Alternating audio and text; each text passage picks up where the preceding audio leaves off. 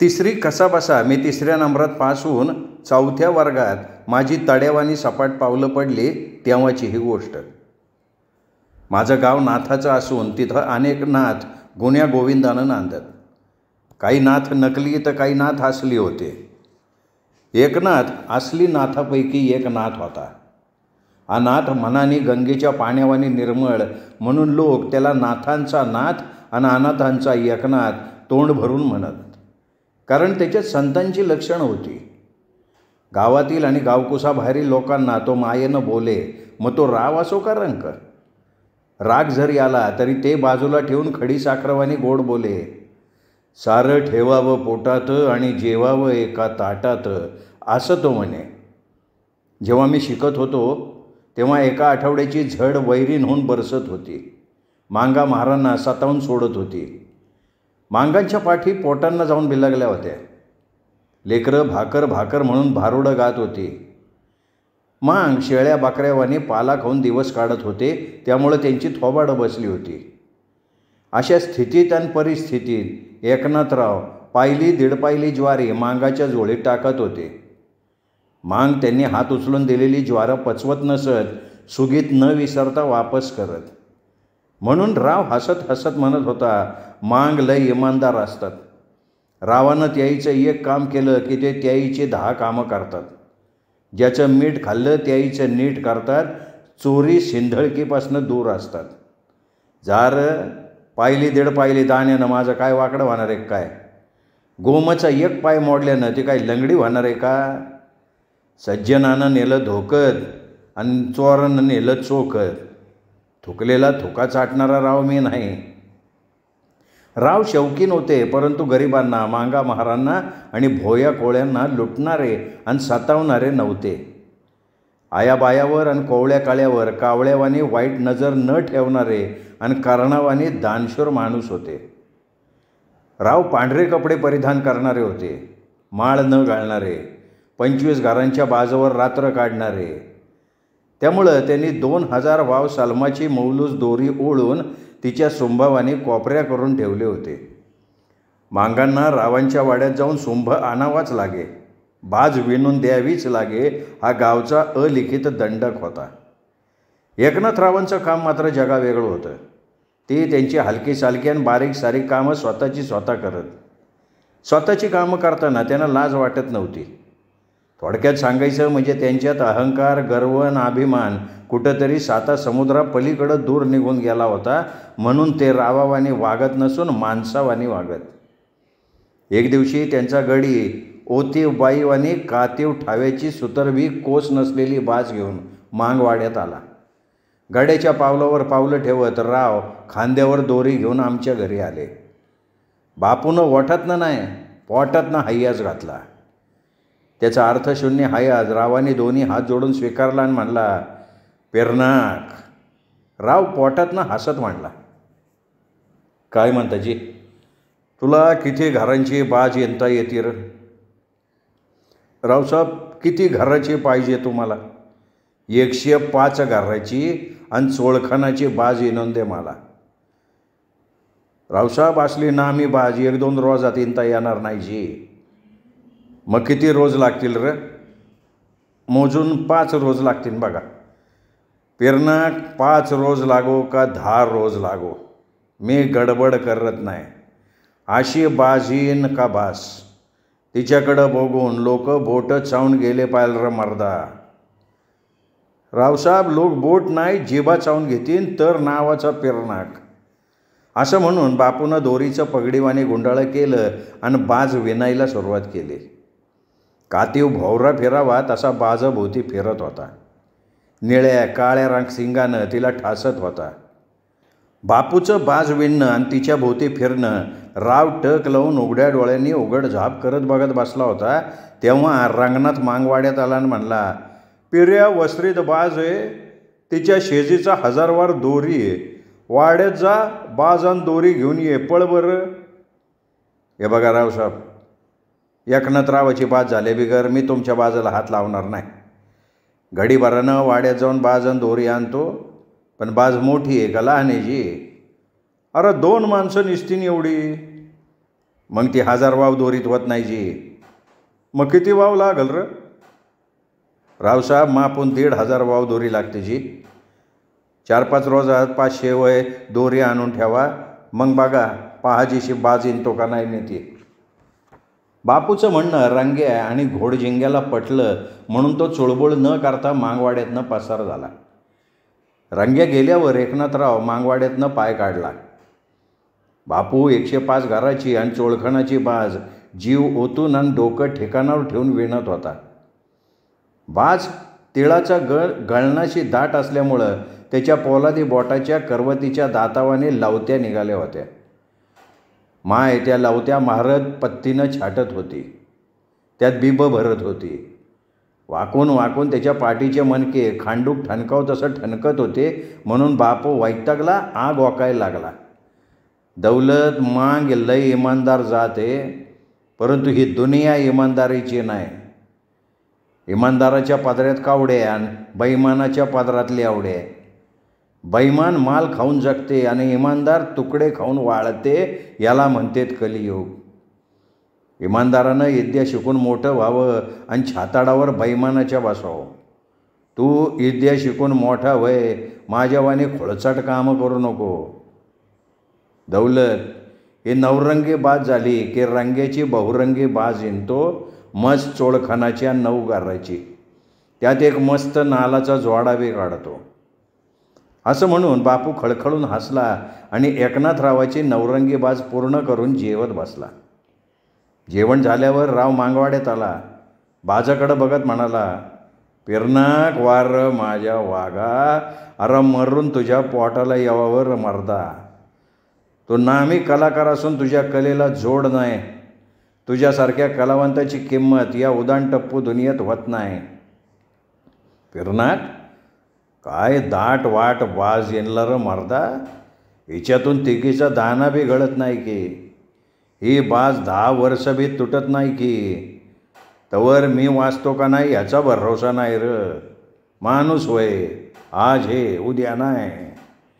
अशी रावानं मांगाची तारीफ केली की पुरात ओंडकं वाहत जावं तसं मांग वाहत जात.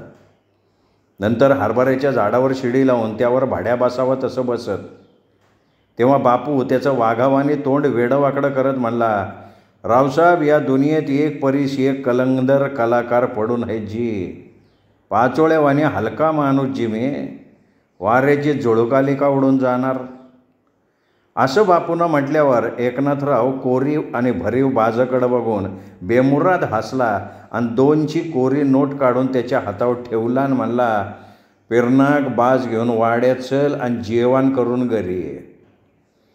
असं म्हणून राव घराची ओबडधोबड वाट धरला. बापू वैतागून म्हणाला, दौलत, असं रात दिस वदवद करावं लागते, तवा कुठं अर्धे खांड भाकर पोटाला मिळते. हे माणसाचं जिनं नवं, कुत्रेचं होय. म्हणून तो असलं मुरदाड जिनं जगू नको. शिकून सवरून साईबाबांनी राहाय तरच मालव जन्माचं सार्थक आहे. आमच्या झोपड्यात 5 दाण्याचा आंबील करायला सुद्धा सिपभर पीठ नव्हतं. आम्ही त्या रोजी दाताचं पाणी गिळत कोंबडे खुराड्यात बसावे तसं बसून होतो. केविलवाणी बापूकडं बघत तोंड व्यांगाडून म्हणालो, बापू, आपल्याला पोटभर भाकर केव्हा मिळेल? मिळन की मिळन, जेव्हा आपलं पोट भरलेलं असेल ना तवा. जेव्हा माणूस कोरकुटका मागते तेव्हा त्याला मिळत नसते. न मागता पुरणपोळ्या मिळतात तेव्हा त्याला रोगानं पचडलेला आणि हासडलेला असते. असा मला त्यानं उपदेश केला आणि रावाची बाज वाड्यात घेऊन गेला. तेव्हा मी त्याच्या मागं त्याला सावलीवाणी गेलो. तेव्हा रावाची बायको रुपयाच्या बंदीवाणी कपाळावर ठसठशीत कुक्कू लावून कोंडल्यात गवतर घेऊन त्या गवतरात लिंबाचा ढाळा बुडवून त्या ढाळ्यानं गवतर बाजावर सिपडली. बापूच्या पवित्र हातानं बाटलेली बाज त्या गवतरानं शुद्ध झाली. नंतर त्या बाईनं चिपट्याला ताव्याचं मस म्हणजे काळं लावलं. पुरीवाणी गोल चिपटं बाजावर टाकली. कुत्रीव कुत्रं चढावं तसं रावाचं ताजं घोळ कुत्रं बाजाव चढून मुचू मुचू गोंदावानी लाळ गाळत भाकर घशाड करत होतं. माझं पोट पाठीला गेल्यामुळं कुत्रं भाकर खाताना माझ्या तोंडाला पाणी सोडलं. कुत्र्याच्या तोंडची भाकर हिसकून घ्यावं असं मला वाटलं. माझ्यावानी बिनजोळीचा भिकारी उपाशी असल्यामुळं त्यानं ते चिपटं डोळ्याचं पतन लवजेपर्यंत खाऊन टाकलं. तेव्हा राव म्हणला, पिरनाक 2-4 भाकऱ्यान पिठलं घेऊन जाय, सारेजण घरी बसून जेवा. बघ की दवल्याचा तोंड कसं तालीम खाण्याच्या निळ्या फुलावानी कोमेजलंय. शंकरची माय, पिरनाकला पिठलं वाढ, घरी जाऊ दे त्याला. रावसाहेब हे काय बी नवं, मरणाला रात्र आडवी आहे. एक दिवस तुमच्या भाकरी खाऊन आमचं भलं नाही होणार का मुठभर मांस आमच्या अंगावर नाही चढणार. हाय ते हाय आणि माझं गेलंय काय असं आमचं राडगाणं. पिरनाक तू खाऊ नको, तुझ्या पोराईला खाऊ दे. रावसाहेब आण वय, खाल्ल्यानं काय बी होत नाही. आईतं खायची आदत वांगाळ असती आणि घाम न गाळता खायला मिळालं का माणूस हलगटावाने माजते, चोऱ्या चपाट्या करायला लागते. आळणी कोंडा खाऊन तर कधी पाणी पिऊन दिवस काढावं असं मला तर वाटते. बापूचं म्हणणं मला आणि रावाला पटलं आणि रुचलं नाही, कारण माझ्या पोटात सकाळपासून भाकरीचा तुकडा नव्हता. त्यामुळं माझं पोट बात्यावानी खालीवर करत होतं. रावाची बायको बाटाबाट करणारी होती पण दयाळू होती. तिने धोत्राची चिरगुटा 4-5 पळसाच्या पानावानी पातळ भाकरी आणि त्यावर पिठलं टाकून शिदोरी बांधली, माझ्या डोक्यावर सही सलामत ठेवली. त्यामुळं मी आनंदलो. घोड्याच्या मागं गोमाशा लागल्यावर ते शेपूट वर करून पळावं तसं मी बिंग पळत सुटलो आणि घर गाठलो.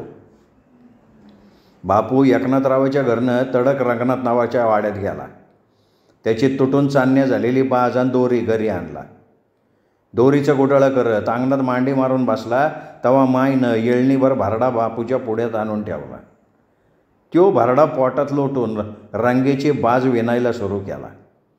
4 बुकं शिकलेला माणूस बोलावत असं म्हणला, दौलत रंग्यानं मला दग्यानं जोड्यानं मारलं होतं, हे तुझ्या ध्यानात आहे का नाही र?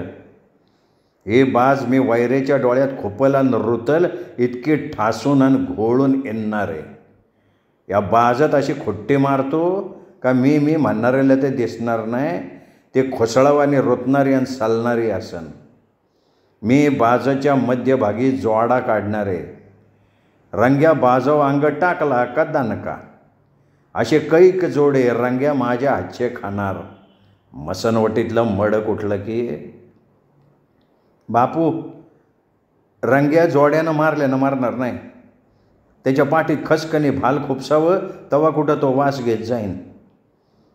निवडत्या रंग्याहून खैसे मी साळत बसलं की शेंबड काढून माझ्या अंगाला पुसते ते. इतकं वांगाळ आहे ते इचकेचं बी. एक दिवशी त्याचं बी एरंडीवाने नाक कापून घारी पुढं टाकतो. त्याची बाईल साऱ्या गावानं ढवळली त्याची. आम्हा बाकलेकाचा संवाद चांगला रंगला होता. बापू रंग्याच्या खानदानीचा उद्धार करत बाज विणत होता. प्रत्येक कोपऱ्यात नजरेत भरतील इतकी सुरेख आणि गुलजार घरं काढत होता. गाताच्या बाजूनं पैठणीच्या बुट्ट्यावाने बुट्ट्या गुफत होता. बुट्ट्याच्या बाजूला षटकोनी फुलं काढण्यासाठी त्याच्या पोलादी बोटानं दोरी अडकवत होता. असं करता करता त्यानं 9 घरं आणि मध्यभागी जोडा काढला आणि म्हणला, दौलत हा जोडा मी जीव तोडून काढला र. हा जोडा वय म्हणून कोणाला बी दिसत नाही का समजत नाही अशी यात कलाकारी आहे. माणूस रोज बाजावर गोधडं टाकून अंग नाही टाकत. तो बाजावर गोधडं टाकायचा इसरला का पाठीत जोड्याचा दणका. रंग्या गावचा दैत्य आहे. त्याची बाईल गावाच्या बाहेर वाळून टाकली त्याची. बापू वैतागल्यामुळं अशा आचकट विचकट शिव्या हसडून बाज डोक्यावर घेऊन रंग्याच्या वाड्यात पाय ठेवला. त्याच्या टोलेंजंग ढाळजात 12 भानगडी करणारे रिकामचोटराव म्हशीच्या मुतावानी मचूळच्या फुर्र फुर्र करत घशात सोडत होते. रंग्या रंगात येऊन तोंड खोलला, दादा काय बेहतरीन बाज येणली हो पेर्यानं. बाजाला बघलं की दिसतच लागती बघा. बाजत पितांबरा जबुट्यावाने बुट्ट्या बी काढल्या. घरांना जोड आणि तोड नाही. अशा कलेमुळं माणूस खुश होते. प्रत्येक कोपऱ्यात 4 फुलं बी गोपलाय. अरे पिरे हे फुलं कशाची होते रे, लय खोलून दिसालीत. वायऱ्याला देखूनशी बाज इनलस मर्दा. बाजत बाज माझीच बाज. बापूच्या कलेचं तोंड भरून वर्णन करून मोठं आणि पुढं आलेलं पोट खाजवत रंग्यात 3 मजले हसला. त्याच्या करड्या मिशी उजवा हात फिरवत म्हणला, पिरनाग देवळीत वटकी आहे घे, त्याच्यात तुला चहा वाढतो, पिऊन जाय. रावसाहेब मी चहा सोड लावजी, माझ्यासारख्या फकीराला आदत नको. येळव चहा नाही भेटला तर जीव चुटचुट करते, कामात मन लागत नसते. गरिबीमुळं कधी पत्ती असते तर कधी गोड नसते, म्हणून मी चहाची फारकतच घेतला जी. पिर्या एकनाथरावाच्या घरी पाचाची चव नसलेला वडगोळा चहा मिचक्या मारू मारू पिलतास की. रावसाहेब तवा पिलतो, आता स्वाड लावजी. बापू चहा न घेता डाळजारातल्या खिसकोड मुजरेवाल्यावर फिदा होणाऱ्या वाट्यांना खोटा नाटा हयास घालून त्यांना मनातनं एक दोन शिव्या हसडून घरी आला आणि म्हणला, येळ न वखत आणि कोंबडू बसले काकत, नाकटा जेवायच्या वेळेला चहा पी म्हणते. रंग्या बाजावर बूट टेकावला ना का त्याच्या बुडावर जोड्याचा दणका. त्यांनी मला एक जोडा मारला होता, आता करोडो जोडे मीठ मिरची लावून खात बस.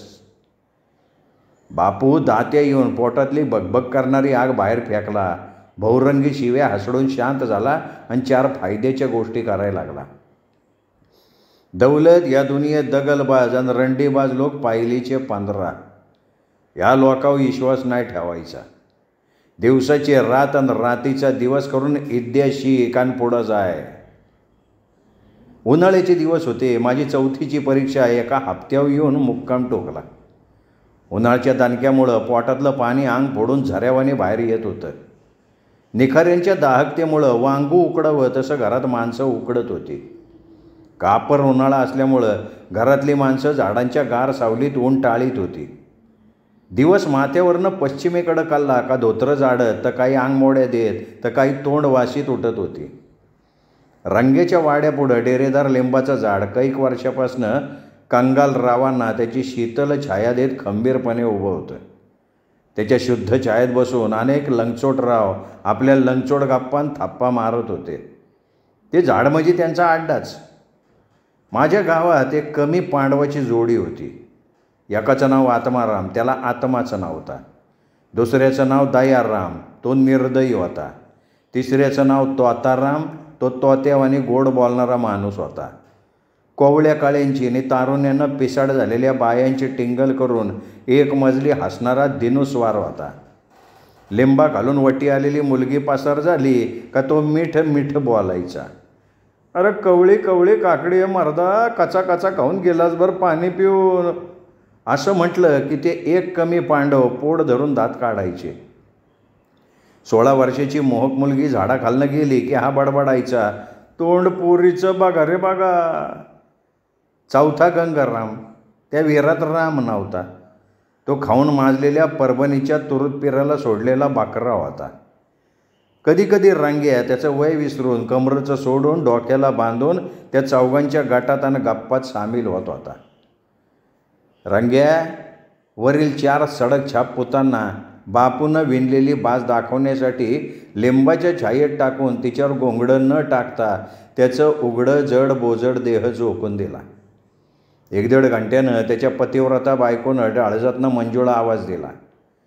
देहावर पाणी पडल्यावर माणूस उठावा तसा तो खडबडून उठला. तेव्हा तो गोड पण मिश्किलपणा म्हणाला, दादा तुम्हाला जोड्यानं कोण मारलं हो?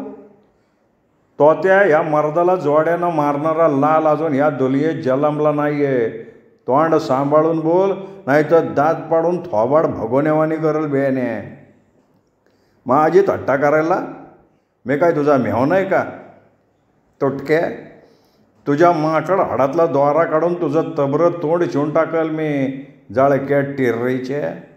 अरे कोणाची दिलगी करावी आणि कोणाची करू नाही कळत नाही काय तुला? नासक्या जिभीचं कुठलं? भाभी जरा इकडे या भाभी. दादाच्या पाठीवर बुटाचा वळ आहे का नाही ते बघा. दादा उगाचे उगा माझ्या भडकले. तोत्या, निवडतेच्या बापाला मारण्याची माय अजून जनली नाही. जो खरकटला त्यांना बोटानं मारलं तो स्वर्गात गेला म्हणून समज. स्वर्गाच्या माईला पासलं पडून उरावर बसन. हिंग जरा इकडे या की. दादाच्या पाठीवर बुटाचं वळ आहे का नाही बघा, मग बोला. तोत्याच्या म्हणण्यानुसार रंगेची बायको तिच्या जरठ देहाला मुरळी झटके देत झाडाखाली आली आणि रंगेच्या केसाळ पाठीवर हरणीवाणी टक लावून पाहिली. त्याच्या पाठीवर बोटाचा स्पष्ट वळ दिसला तिला. आश्चर्याचा जबरदस्त धक्का बसला तिला. तिचं दूध दुभतं खाऊन हुमरून आलेलं तोंड झारदिशी उतरलं. दुधात हरलेल्या पांडवाकडं पांचेली बघावी तसं ती कावरी बावरी होऊन तोत्याकडं आणि तिच्या दाल्ल्याकडं बघत उभी राहिली. ती दंगली. त्यामुळे तिची वाच्या बसली. तेव्हा गंगाराम कोडका आलेल्या कोंबडीवानी कोकणी बत्तीशी काढला. त्यामुळं बाईचा पारा चढला. तिने तोंडाचा पट्टा सोडला. गंगू अन बंगाळू वांगू, तुझ्या तोंडाला सर्व मागणीची आवळून बांधली. इथं काय काळवतनीचा नाच आहे का रे? फुटके हिरवगार तोंड घेऊन दात काढायलाय. नकटं कुठलं की? रंगेची बायको वंगाळी वाईट शिव्या हसडून त्याला चारी मुंड्या चीत केली आणि घरंदाज बाईवानी शांत झाली. कुढीत दया नसलेला दयाराम झाडा घालणं पळ काढणार. तेव्हा गंग्यानं जबरदस्त आरोळी ठोकला. शिव्या हसडायला लागला. अरे ये गावश्या भागूबाईवानी का पळाला र? माझ्या संग हलवायला आलता का इथं? अरे माणसानं भात सोडावा पण साथ सोडू नये. इथं शहाणे सुनते माणसं जमलेत. खरं खोटं करून मग आपापल्या घरी जाऊ.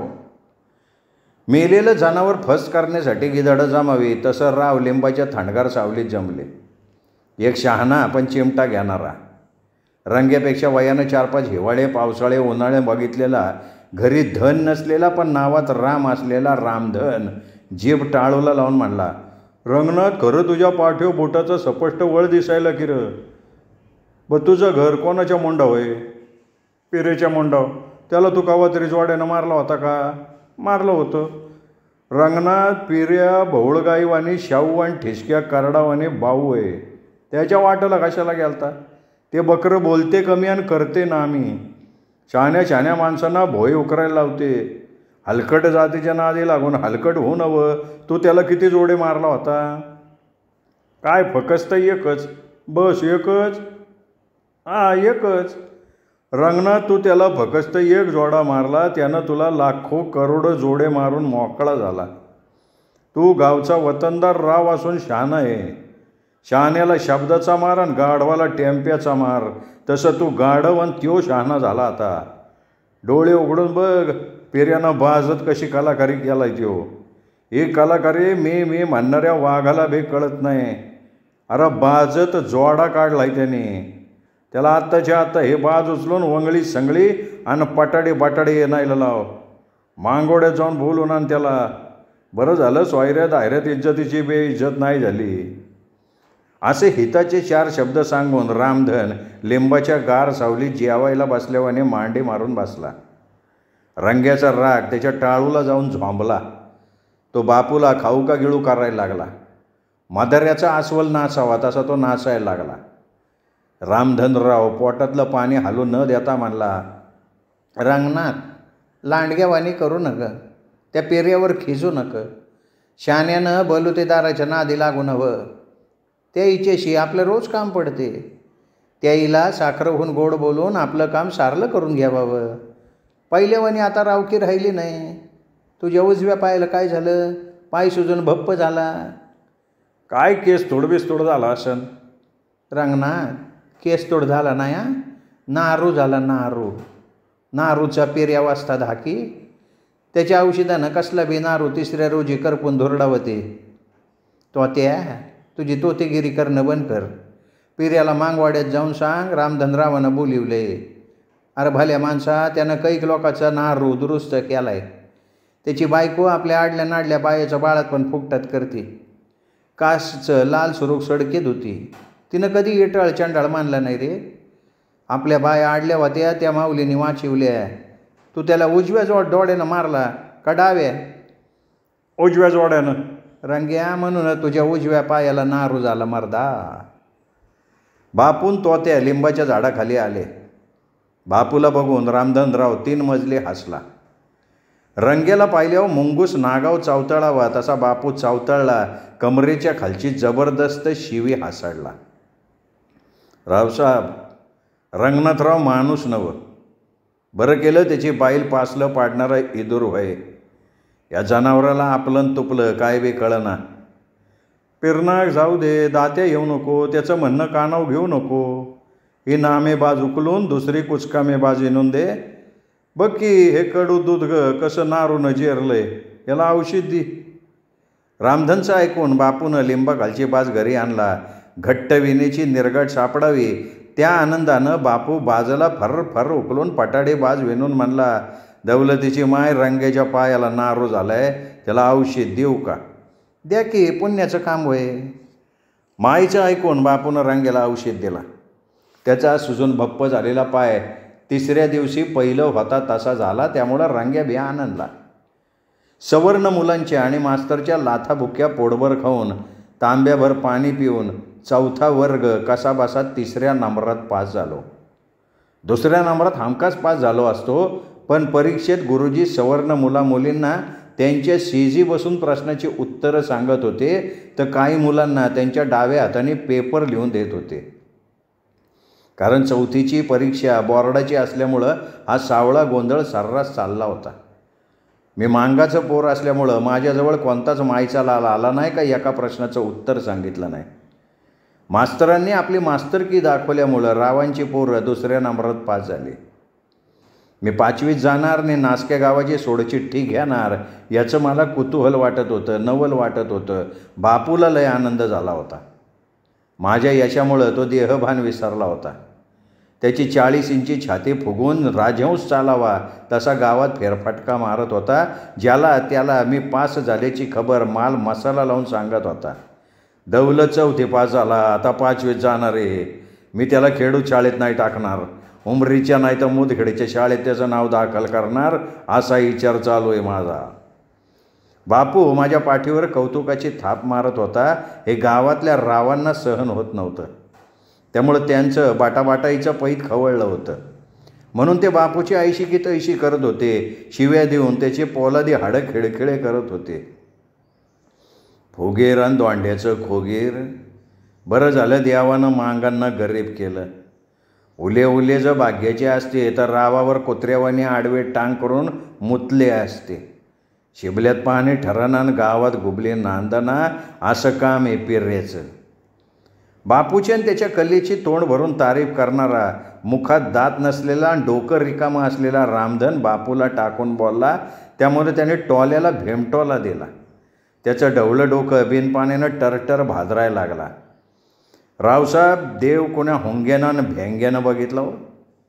आम्हाला देवानं गरीब नाही केलं, आम्हाला तुम्ही गरीब केलं.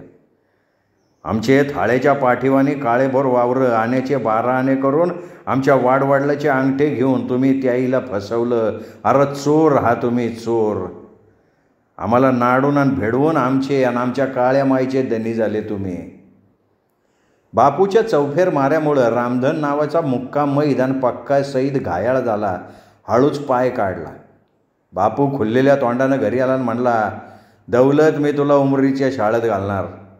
जीवाचं रान करायचं, विद्या शिकायची. गुरुजी शाळेत शिकवताना वडगोळे पोरडं घोडं झोपल्यावाने बसून गोरक्या ढोसतात. मास्तराच्या टिरीला बी पत्ता लागत नाही पोरगं झोपलंय का बसलंय. असे पोरं एका परीस एक बिलिंदर असतात. अरे शाळेत शिकवलेलं ध्यानात ठेव, म्हणता घरी अभ्यास कमी करावा लागते. तू हिरण्यधनुच्या पोरावानी विद्या शिक. गुरु धोरण हा राजाच्या पोरांना विद्या शिकवणारा गुरु, त्यांनी हिरण्यधनुच्या पोराला विद्या शिकवली नाही तरी बी त्याला त्याचा अंगठा मागितला. तो बिचारा भोळा, त्यांनी त्या धोरणाला अंगठा कापून दिला. तू मात्र कलियुगी धोरणाला अंगठा कापून त्याच्या पायावर डोकं ठेवू नको. निस्ता अंगठा दाखव त्याला. तू त्याच्यावाने पांगळा होऊ नको, शिकून पंडित होय. म्हणून मी तुला नावारूपाला आलेल्या शाळेत टाकणार. जातोस का नाही बोल. जातो की मी हसत हसत म्हणालो. हां हां म्हणता ज्येष्ठ धावत पळत आला. पावसानं धरणीमाईला धडके दिल्यामुळं भात शिजून फुगावा तशी ती फुलली होती. लोण्याहून मऊ झाली होती. 5व्या दिवशी बाई न्हाऊ घावी तशी मनसोक्त न्हावून निघाली. म्हणून तिची कांती फुगली, मस्त खुलली. गर्भाशयात बी केव्हा पडते आणि केव्हा नाही याची तिला हुरहुर लागली होती. श्रोते हो, हा होता रामराव झुंजारे लिखित जलमबेडी या कादंबरीचा भाग पुढचा भाग ऐकण्यासाठी उद्या भेटूयात साहित्य पंढरी या कथाकथन चॅनलवर. पण श्रोतेहो, अजूनपर्यंत जर तुम्ही चॅनल सबस्क्राईब केलं नसेल, तुमच्याकडनं चॅनल सबस्क्राईब करायचं राहून गेलं असेल, तर आत्ताच वरती जो साहित्य पंढरी लिहिलेला लोगो दिसतोय, या लोगोला क्लिक करा आणि चॅनल सबस्क्राईब करा. एवढीच विनंती करतो आणि थांबतो.